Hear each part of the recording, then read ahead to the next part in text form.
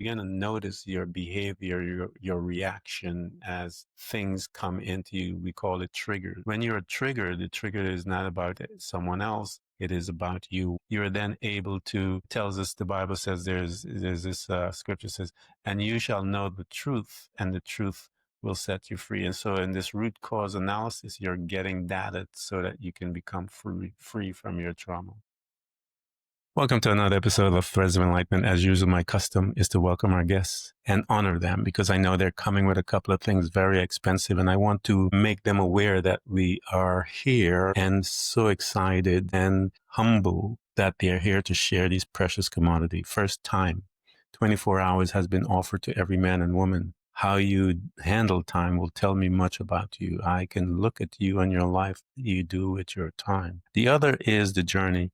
The journey is a powerful creator. It created Julie. It gave her a couple of things that we want access to. What are those things? Wisdom, knowledge, insights. And she has to allow us the opportunity to see her in a vulnerable state as she affords us access to her. And so we want to honor her for bringing both of these precious commodities here with us at Threads of Enlightenment. Julie, thank you so much for coming. Thank you for having me. It's a real honor. It's an honor to have you here. And again, you and I are both from corporate America. You mentioned that you're corporate America, and they trained us in corporate America about our 30-second elevator speech. And so the question that I usually ask everyone is, in relation to the second part of our journey, we have the independent part of it, and then the interdependent part of our journey. How do you serve mankind? I tell my truth. So I think we're all here to know who we are. Our purpose is to figure out who we are under everybody's stories, under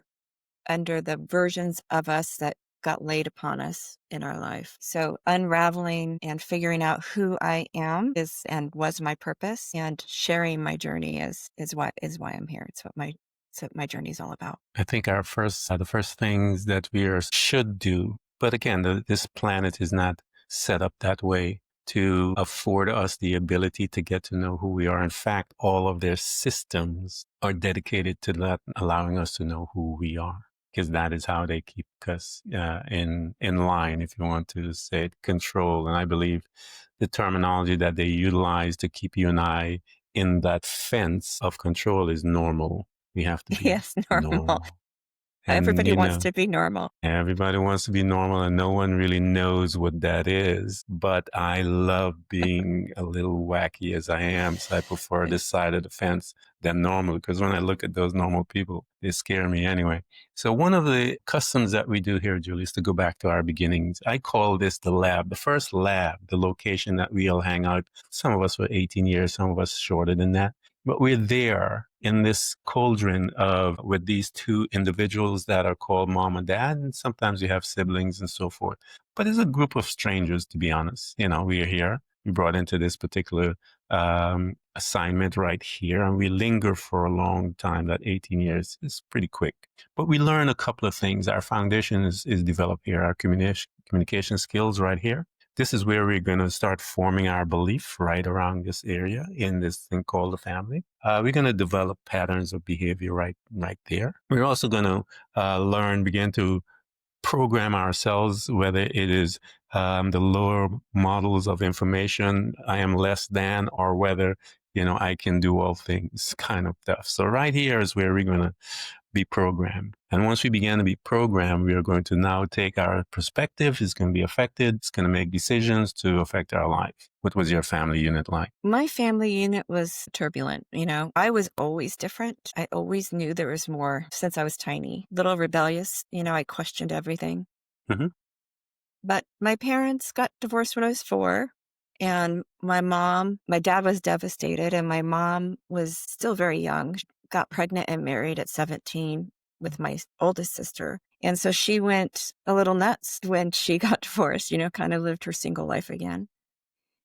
And that created a lot of trauma and abandonment issues and things. And I still was real rebellious, so I still questioned everything until my own trauma silenced me. So I can explain that a little bit later. But so growing up, I learned that I had to be harder. I couldn't be soft. I had to be strong and be the protector. I think I felt like I was pretty fierce Hmm. when really I was just creating this alter ego that was protecting this empath that was little Julie. Yeah. The first stage of our life when we are experiencing trauma, the first stage, they have stages that we go through. And the first is that we began to manage our expectations through creating stories, if you will. It's that survival mode. It is the very first space that we began. We have to find a way to survive in order to make it. But you had a good start. As you said, I was normal. I love that.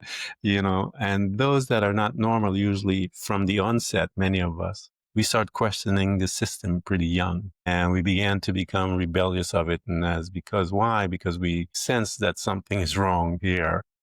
Yeah, And because we have sensed that something is wrong, but again, we're young, we don't know how to express what that is, but we know it's wrong and we find a way to rebel against it. As you are growing up and you're dealing with things and others outside of your family, again, this young woman, this young girl's world was torn apart. And she made a statement, as you said, she needs to be tough, can't be soft.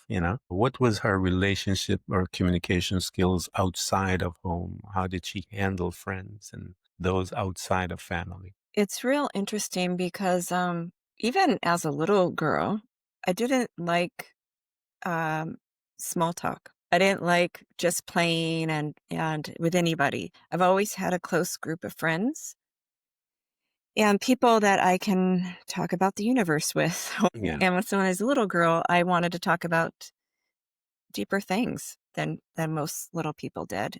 So I had a small group, very small group of friends that I brought in as family, Hmm.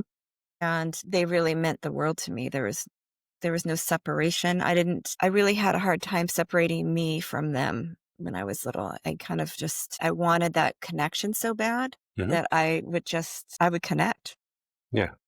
Even if it's still to this day, if you're a friend of mine, I'm connected. I'm very connected to who you are and your family to me when you're my friend. So I still have that, but I had to learn kind of the hard way that friends maybe aren't going to be in your life. There might be a chapter and so when I was young and a friend would leave or we would break up or it was devastating. It was like Your losing mother. part of me. And so it took me a while to figure out who to give myself to, who to open up to. And because I was just such a little open book all the time. So Yeah. I learned how to build these walls. And I had some good walls built. In the last, I don't know, 10 years, I've been taking down all these walls again because now I know who I am and I love myself. I love myself so much. I don't need the validation or I don't need anything from anybody else. So now when I'm giving myself, it's free. I don't need anything back. When I was younger, I really needed something back. I needed that connection. I needed that person to validate that I'm lovable. But now I know I am lovable. So, Yeah. you know, Yeah, when the trauma takes place in our life, again, it affects us in so many ways. Again, it just messes with our perspective. We start perceiving things, the abandonment, and that abandonment theme is going to be an aspect that you will have to address later on in your life as you're moving through because it'll come back and come back and come back. Betrayal is another that comes up, and these energetic imprint will happen to us when we're young, and we've learned even at a young age to suppress it. Some hmm of us suppress it so deep that we don't remember it. Some of us will change behavior, create different stories, all of these different things shows how powerful we are as young individuals to make sure that we are able to create a safe space. In your case, here you are getting your surrogate family together, your friends and so forth. You have to learn how to not to give all of you to everyone. And as you said, validation is what a lot of people are seeking for and chasing. And if you're chasing validation, you usually get abused. hmm The validation comes, I hope you guys are listening to the beginning of this podcast. And because Julie mentioned a powerful pillar in life that you must learn. You must learn to have validation with you, about you, all you. So outside of you, you don't need anyone's validation. And then when you live from that space, you will be safe. You're not going to be able to be abused, taken advantage of, betrayed, and all of those wonderful things. As you're living and you're moving through learning about your surrogate family, recognizing people leaving and so forth, you're growing up into this beautiful young woman. You're looking towards college, and some people pick college, some people don't, and so forth. You're looking at that crossroad in your life, Julie. What part of did you go? Did you pick the college? If you did, why did you pick that college? I had zero life skills at that age, and my parents didn't talk about college. It wasn't a thing in my household. It was, you have to work hard. Yeah. Work hard. You have to work hard to have a good life. Those were drilled into me. And at that age, I found myself pregnant and with zero life skills. And parenting to me looked like a nasty business because I don't know that either one of my parents liked being parents. And I certainly didn't like being a kid. Yeah. So I chose to put my baby up for adoption. So that changed the course of my life. And that's what I was saying. I was very rebellious and really questioned everything until that moment when I handed him over, because I felt like I had to fall in line and be good and prove myself at that point that what I was doing wasn't working. And so I started this whole thing where I was going to prove that I was worthy, and I was going to do all the things. I was a people pleaser to the nth degree. I was one of those, I was superwoman. I was successful by all outside means, but inside I was just a wreck because I covered up all of who I am at that point. And side note, my first son and I are reunited. I'm the grandmother of his children. I'm close to him and my grandkids and his wife. So everything, it's all good. That life is really good for me. But that was a really obviously hard time and a big turning point for me. And it's when I decided who I am wasn't working. And so I just totally went another direction at that point. And I took in. When you saw that you weren't, you know, you weren't heading in the right direction, and you said you changed to something else and someone else. With that change that you made, what did it look like for those that are listening? What was it that you go, which direction you went, and what did that change look like as you're trying to now prove to everyone? It took me a year, probably a year and a half to get over grieving, and I swallowed that down. I grieved alone. It was really hard. And once I kind of got over the grief, I never really got over the grief, but once I got over how paralyzed I was with grief, I decided that I was going to do whatever it took to be successful in my family's eyes. So luckily, I'm a good problem solver and I'm pretty smart, and I got a job and I was the best. I worked harder than everybody else, longer than everybody else. I got promoted. I quit, went to another company, got promoted. I did the thing. And I worked 11 hours. I might work 11 hours a day. At one point I was a single mom with my youngest son, and the days I didn't have him, shoot, I got up at 4:00 in the morning, would go work out for 2 hours, go to work, maybe go to a baseball game at 5 and go back to work. I did whatever I had to do to be the best. And I did that for a lot of years, where I would tell my bosses that would hire me, I would say, listen, you're getting 3 people in one, but I'm not going to miss a baseball game. So I made sure I showed up for my son in all the ways, but I didn't show up for myself at all, and I was trying to give him a life I didn't have. I was trying to make sure he was well equipped for college, that we had the money to send him to whatever college he got into. I was trying to do all the things for him on my script that I gave him. Yeah. So it was really important to me that everybody saw me as in control of my life, that I had this career. I had this son that was doing great. I had all these things. And so my youngest son, I gave him a script, okay, here's what's going to happen. You're going to go to high school. You're going to get straight A's. Then you're going to go to college and then, you're going to do this and this. And he was like me. He was like, no, I'm not doing any of that. So we had some conflicts because I was so invested in this story, and that I couldn't see that this wasn't right for him. It wasn't his path. And at some point, I tell the story a lot that he wasn't doing well in college. And I flew up and have a talk with him and sat him down. And I was in the middle of this long lecture and he just looked at me and said, why? You're not happy. And that was obviously a huge turning point for me.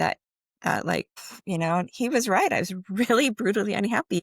I was making everybody else happy, I thought. I Mhm. was doing all the things. People would say to me, oh my God, Julie, how do you do it all? I Yeah. got that a lot. And that was like dopamine, like, I just do it. Yeah.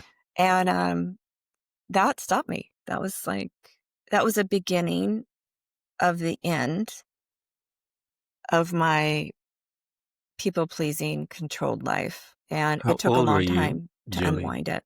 How old were I was about 40. you? I Okay. had already done I'm 56 now. I'd already done, I've always been spiritual. I've always, I've done, I don't know how many Deepak Chopra events, and, I've read all the Eckhart Tolle books, and I've been to, I've just done all the stuff. I've hundreds and all the stuff. But, you learn what you can absorb at the time. You only learn what you can. And that was the first big real breakthrough I had of breaking through all the stories that were not mine, that I was now placing on my son. That to love yourself fully, to validate yourself, you have to know who you are, Mhm. not who everybody else tells you you are. So it took a while to figure out who am I? What is my real story? Who do I want to be? Who am I? And even like, I don't know, a month ago, I had this thing come up that triggered me. And I stopped and I thought, is this even mine? Is this even my Mhm. story? Or is this Yeah. like just a pattern I'm running? Or is this something I heard that got filed away and now it's coming up? So the difference for me now is when I get triggered, I love it because I can unravel a little more, Yeah. but also I get to witness. I get triggered and I might for a minute get, "Ugh," but then I can say, wait a minute, why am I having this trigger? What's going on really? Because what I want people to understand is it's never about the other person. It's always about us. So when you're mad or upset, or there's something playing in the background, some file playing that you need to look at. It's a content, like you said before, healing isn't like this. It's like this, Yeah. you heal in It's a mess. layers. And so you heal to the ability or to be able to heal. And then maybe it comes back around, you can heal a little deeper. And then maybe it comes back around, Mhm. you can heal a little deeper. And so that's the journey. I mean, of unraveling all these stories and having, learning to have compassion for yourself and the old versions of you, the versions of Yeah. you that made decisions you wouldn't make now. That's allows you to have compassion for other people that are struggling too, Yeah.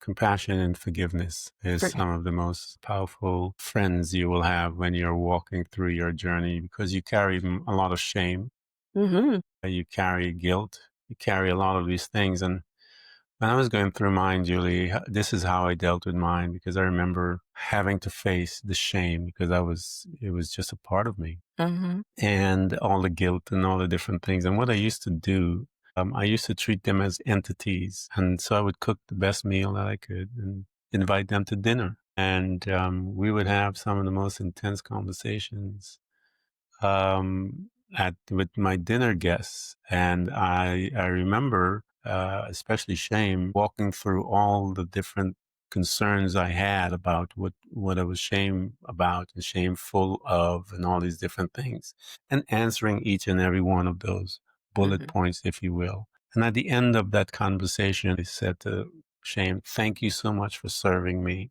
and I no longer need your assistance." And I've never been worried and bothered by that again. And so that's how I treated all of them. And so I invite you guys to become the observer Julie is talking about. You begin to notice your behavior, your reaction as things come into you. We call it trigger. When you're triggered, the trigger is not about someone else. It is about you cause that. What is the root cause? We are from corporate America, and they would tell us to do a root cause analysis. And the root cause analysis is simply asking deeper and deeper and deeper questions, coming down to the core of the you know, question and those answers in that situation. And then once you discover the root cause and you're doing your root cause analysis in your life, you're then able to, tells us, the Bible says, there's this scripture says, and you shall know the truth, and the truth will set you free. And so in this root cause analysis, you're getting data so that you can become free from your trauma. And once you recognize what it is, trust me, the power, the sting, the flavor, the monster is gone. It becomes this little thing that you can handle. But life has a way of showing up. And there's this movie called Vantage Point, and you saw one particular incident from many different vantage points. And that's what happens in personal development. You will come back to that same location, but from a different Hmm. vantage point, which affords you an opportunity to dig deeper and deal with other aspect of that same situation from a different vantage point. And so what are you doing? You're growing, man. That's what it is. Growing is beautiful, messy, and you are going to learn. You're going to cry. You're going to scream. You're going to yell. You're going to be in a ball, and you're going to come up. You're going to walk. But that's it. It's life. And loving yourself is one of the most rewarding things, but it's also one of the most painful things. Julie, talk to us about this, because this young girl, there's a lot of people here, Julie, that don't love themselves. We have been through life. We've been in a painful situations, and many of them cause us to do all kinds of things. We are ashamed of it, all the guilt, everything. You were there, and you were familiar with the power that we as individuals give to shame and to guilt and all of the different things. Speak to those that are listening. Help them take away the power, if you will, from those beliefs, from your walk, from your knowledge, from your perspective. Here's the thing. When I handed my son over, from the second I got pregnant, there was a ton of shame. I mean, all this stuff. But when I handed him over, that created so much shame. I couldn't deal with it, and nobody talked about it in my family. It was a buried secret, and such a secret that my husband now, who was married to me, he didn't know any of this happened until I told him many years later. And my son, my youngest son, who he was 15 when he found out. And I only told them because my oldest son wanted to meet me. He wanted to reunite. And so I had to um, make a choice, like get this out in the open fast, or don't, don't do that. And there was no way I wasn't going to reunite with him. So Uh, it was hard. It was hard digging that so quickly. And I wasn't on the journey of self-love at that time. But I can tell you this, when you say something out loud, when you bring it to the light, it dissipates. Shame can't live in the light. So just saying it out loud helped me get it out of my body. A lot of it. It took some more work to get it. I believe energy gets stuck in your body, and that's what creates illness and disease. So I was able to get some of that, like it was like a pressure valve. I was able to get some of it out. But to be honest, I wasn't able to do shadow work or work on getting some of the shame and blame out of my body until I really loved myself and could have the communication and have the compassion for myself to do it. So I don't know if that answers your question, but shame is a hard one. I mean, most people die with these kinds of secrets. I mean, and you don't, I think what people don't understand is I think of forgiveness and compassion as like an octopus. Like someone did me wrong and I'm going to hold on to it here. And someone hurt me, I'm going to hold on to it here. And, like all these arms, all these tentacles are holding on to something, some baggage. And then there's no room for anything else until we let go of some of that baggage. We can't take, you can only love others as much as you love yourself. You can only give what you have. So I believe self-love and learning how to have compassion for yourself is the number one thing we can do for humanity and for the world. You cannot give what you don't have. So now, 10 years ago or 20 years ago, someone came at me and I'd come right back at them. My shame and anger was like, ready. You trigger me, I'm going to trigger you. Now I can look at someone and think, gosh, they must be having a hard day. I'm going to send them some love. That's what I can give now. I couldn't give that until I loved myself. And all those things that you've buried inside that you're afraid to say out loud, you're afraid someone's going to judge you.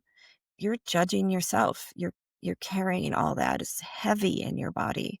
I will say, not everybody deserves your story. So if you have something that you want to share, make sure it's with someone trusted. Make sure you dip your toe in with a therapist or a really good friend, someone that you really trust with your story. Because I don't have any shame around anything really. I can talk about it and I don't have any triggers. So I can use my story now and to help other people.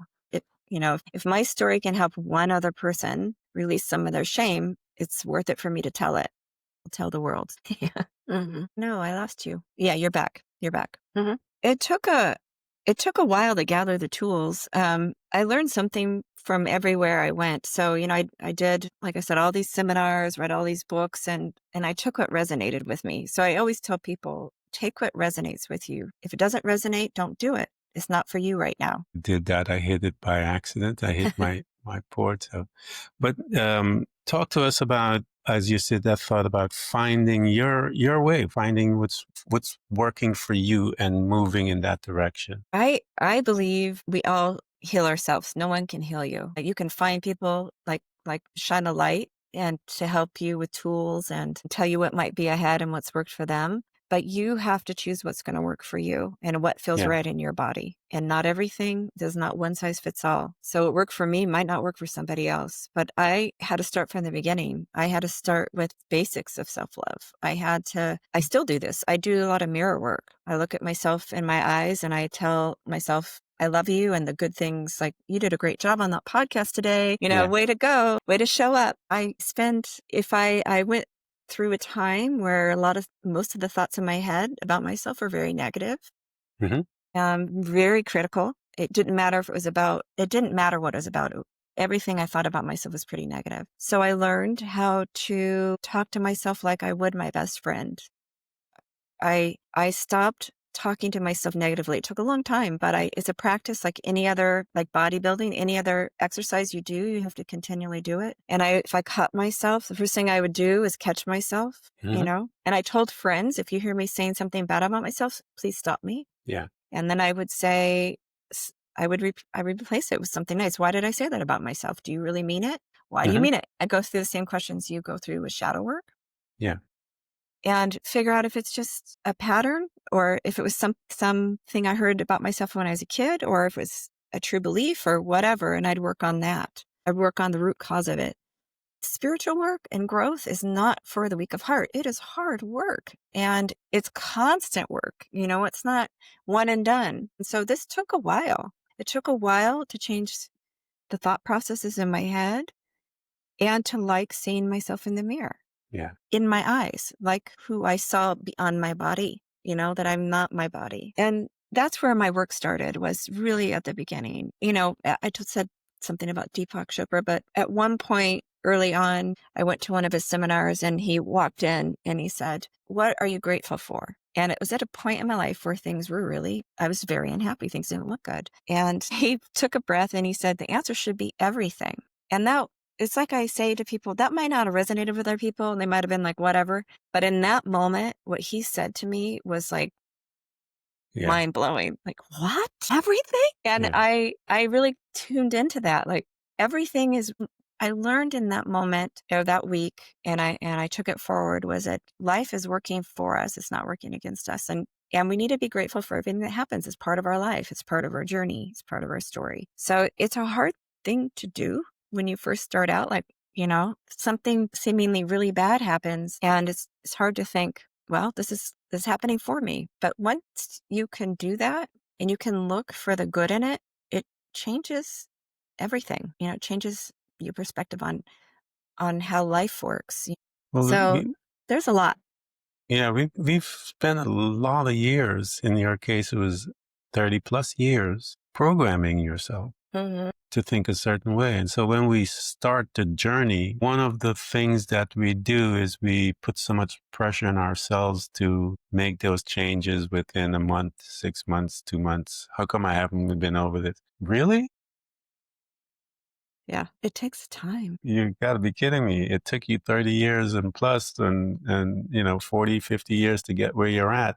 It's going to take you some time to get to where you're going. It's not going to take you 40, 50 years, but it will take you some time because you're much more aware. You're moving at a different speed in the sense that you are now moving in awareness versus the default programming. So it will come faster than the first set of program that you did, but it's not going to take 6 months. It's not going to take a year. It's going to take years. It's work. That's the way it is. It's work. It's constant work because we are alive, and because you're alive, it's going to take work. And if you're serious about progressing, progressing and changing, it's until you die. Let me put it that Mhm. way. So get over it.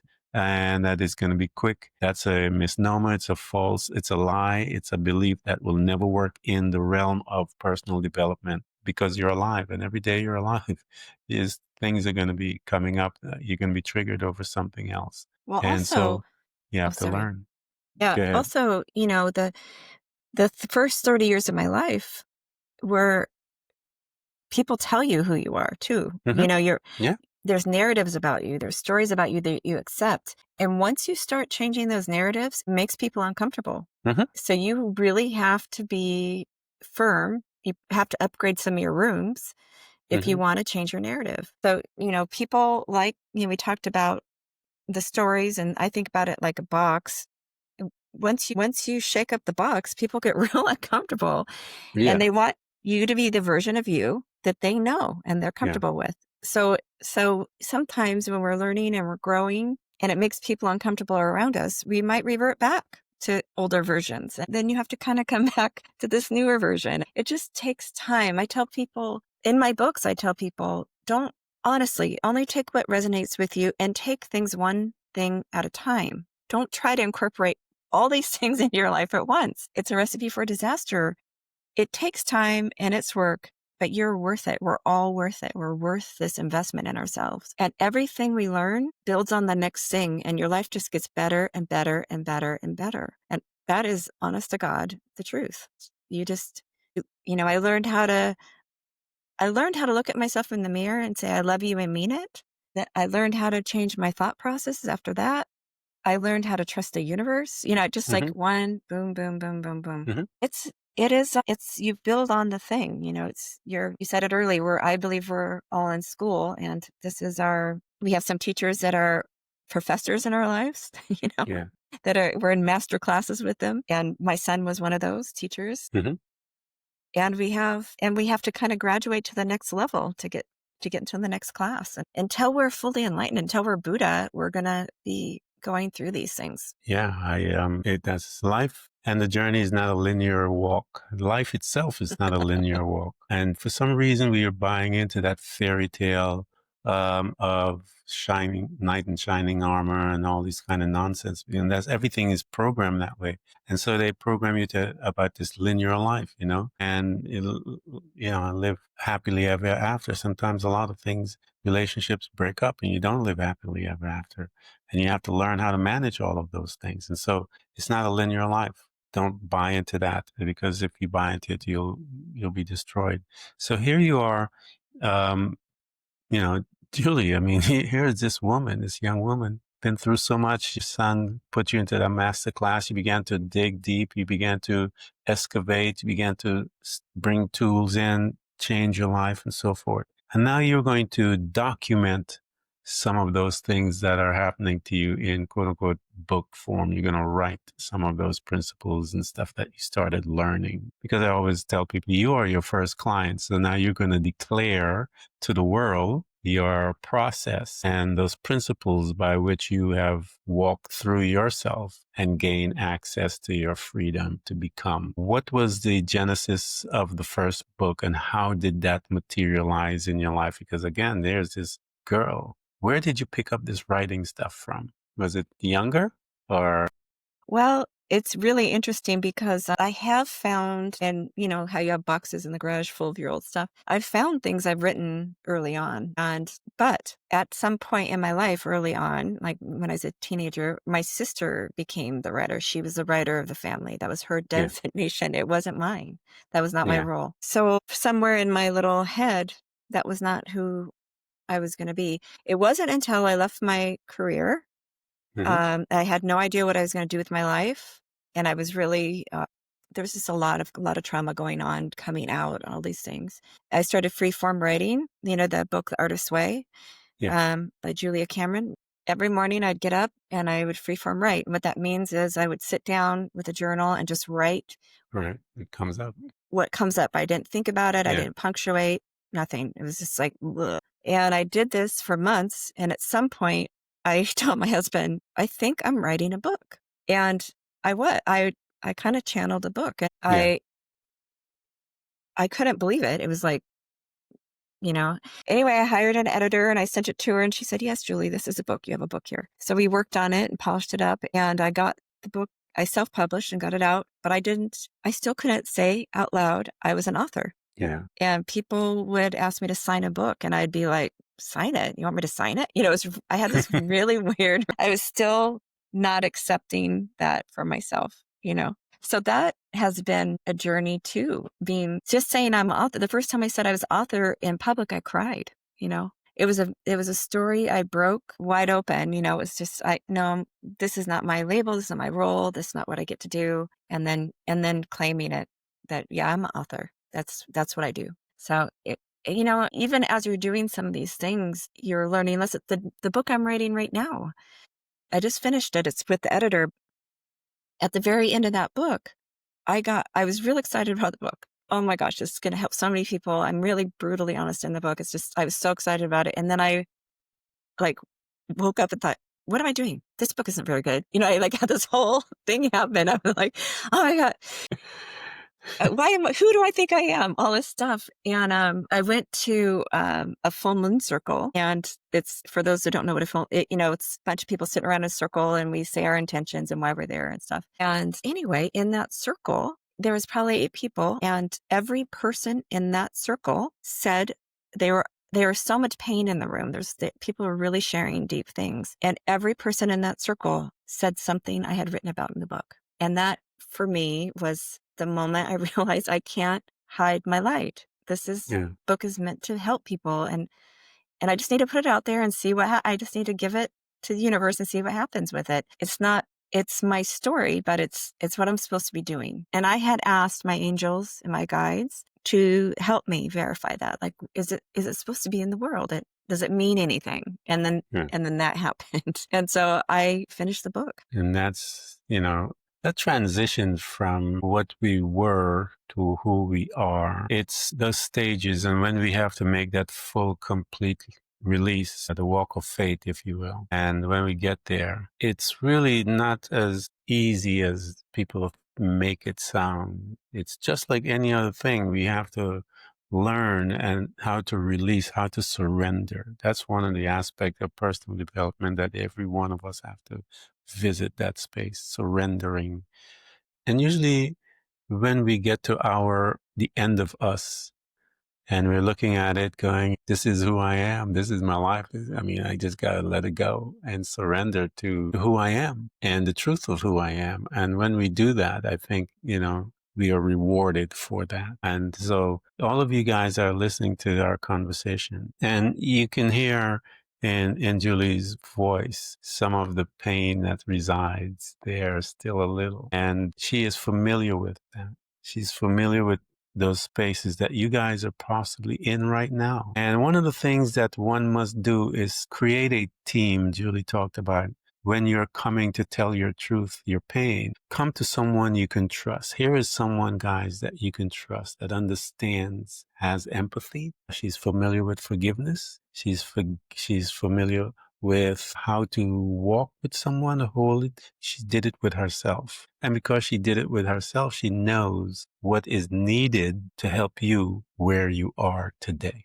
And that's why people go through the journey, because they're familiar with your location and they know how to embrace you to give you that security that you need in order for you to make that next step. So we're going to put everything for Julie for you guys to access her books and stuff like that. And you know how I feel about books. Julie, I've been trying to get people for years now. I've been telling them as friends, buy books, buy it as a group, 5 or 6 of you, buy each one a book. And you guys read it and you meet at an appointed time, discuss that chapter from those different vantage points about that particular truth that Julie talks about. And you will see powerful changes happening in your life. And I challenge you guys to do it. I challenge you because I know it works. We call some of those locations church. We call some of those places, study groups. We call some of those location classes. These are the things where people learn. And when they learn, that data will change every one of you, and you can go back and become so effective for each other as a group. But you're learning from Julie, who's your teacher, and you're becoming disciples. Julie, here you are. You've written several of those books, and you've laid out some of those truths in there. Talk to me as to one of those folks that you had an opportunity to talk to, and they were in whatever pain that they're in, but they came to you vulnerable. And you were able to locate them from the questions and from the vibe and the interaction, and you saw where they were. And now you're able, someone who is skillful in the questioning, begin to navigate them from that dark perspective into that new one. Bring us into one of those wonderful times and the effect of that transition that it had on that individual once you began talking with them. In my experience, letting people communicate and tell their story is the most healing process. So being able to hold space, Yeah. being able to listen to somebody's story without having to fix it for them, and then being able to ask them questions about their story so they can dive deeper into their story. So it depends on what their story is. If someone is coming to me because and usually people start with a story that's very topical, not one of the not one of the ones that's really deep down. So maybe it's someone really hates their job and their boss really made them mad this week, and a lot of times it starts there. So I let people tell and usually by asking some prompting questions like, so why do you think what he said to you made you so mad? Like, how did you feel? And where was it in your body when you got really mad? People start to talk. You heal you. So people start to talk and things come up that they didn't know was still in them. So, maybe this boss is triggering them because their dad said something to him. You just start asking easy probing questions. How did it make you feel? What did you do about it? Where it is in your body? It's really important when you have trauma in your body that you can identify where it is in your body to help release it. So, I know for me, in my throat chakra, I had a lot of, because I squashed my voice when very young. And so speaking for me, sometimes speaking up was hard. Mm-hmm. So when I started to heal and people would ask me the questions and they'd ask me where I'd feel it, I'd get almost like someone was choking me. Yeah. So it leads you to it. That helps lead you to where that happened and how it feels in your body. I don't know if that makes sense to Yeah, you, it but does. everybody's so individual, Ken, and every story is so individual that I don't have a set. I really listen to them and I listen to Mhm. my intuition and kind of feel into what has to happen next. You know what I mean? Yeah.